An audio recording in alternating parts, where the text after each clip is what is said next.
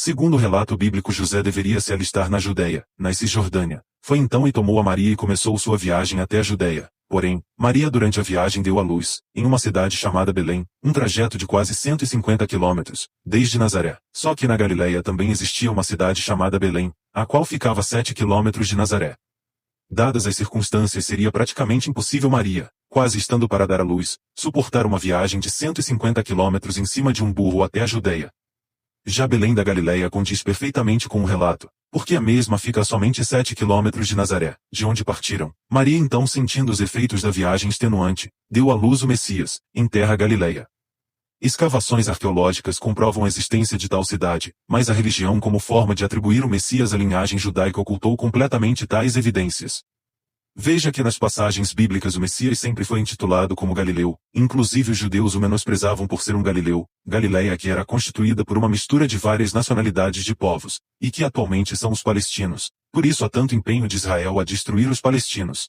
O Messias então como Galileu, falava aramaico, e seu nome nunca poderia vir do hebraico, como ensinam, mas sim do aramaico.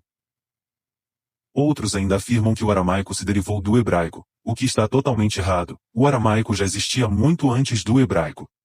Aramaico é uma antiga língua semítica, que se deriva do povo arameu há cerca de 1200 a.C. Difundida da Síria até a Mesopotâmia Ocidental, tornou-se a língua principal da região quando os caldeus que falavam aramaico fundaram o Império Neobabilônico, além de se tornar a principal e mais falada língua na região da Palestina onde residia o Messias. Portanto, o Messias como Galileu nunca poderia ter nome em hebraico, como Yeshua ou Yahushua, por exemplo. Além disso, os judeus não creem no Messias, já que ele não é o descendente de Davi esperado por eles. Então, como as pessoas buscam seu nome em textos hebraicos? Curiosamente, o nome Yeshua é usado para nomear bares, ruas e até cemitério em Israel. E você acredita mesmo que se esse nome fosse do Salvador ele seria usado em tais lugares? Todos são nomes falsos, assim como os nomes Yahweh, que muitos defendem como sendo o correto. Tanto as derivações fonéticas como Yahu e Yahu se derivam do deus gnóstico Yahu. Não importa a grafia, a vocalização da palavra Yahu é a mesma, e como o pai teria um nome semelhante em fonética com nomes de demônios? Não teria lógica.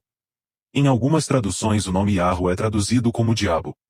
Além disso, entre o panteão egípcio havia uma deusa chamada Anat Yahu, tal deusa era conhecida por derrotar Mot, a personificação da morte. Mais tarde um grupo de judeus viajou do Reino Norte de Israel para o Egito, a fim de serem alistados como guardas da fronteira do sul. Esse mesmo grupo judeu depois foram enviados para viver na ilha Elefantina onde construíram um templo para Yahvé e Anat Yahu, a qual acreditavam ser a esposa de Yahvé. Todos esses nomes com pronúncia Yahu, usados para designar o Altíssimo e seu Filho, são na verdade nomes oriundos de deuses pagãos e demônios, os quais eram usados pelos gnósticos do passado.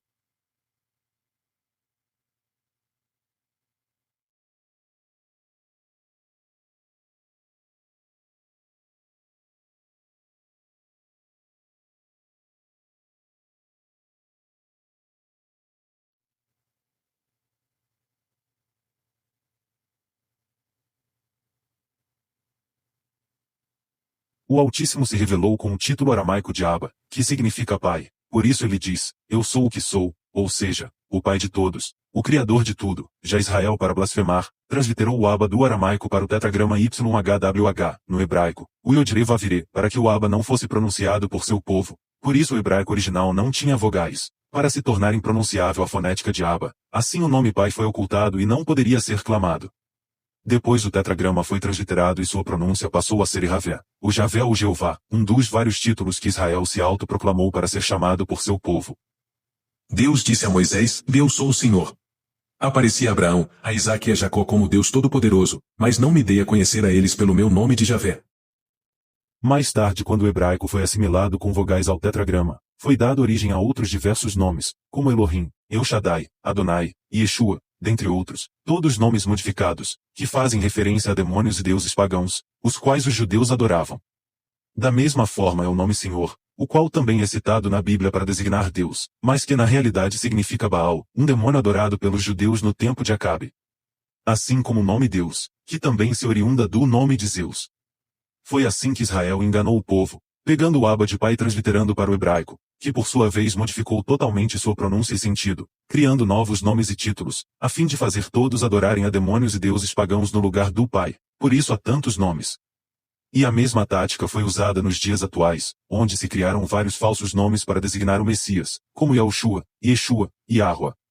Nós devemos chamar ao Altíssimo somente pelo título de Pai, e não por nomes próprios, pois o Pai sabia que se revelasse seu nome ao mundo tanto Israel como os pecadores iriam blasfemá-lo, mas as pessoas cegas de entendimento ficam incessantemente procurando nomes para designar ao Pai, e com isso acabam adorando a falsos nomes, criados por demônios.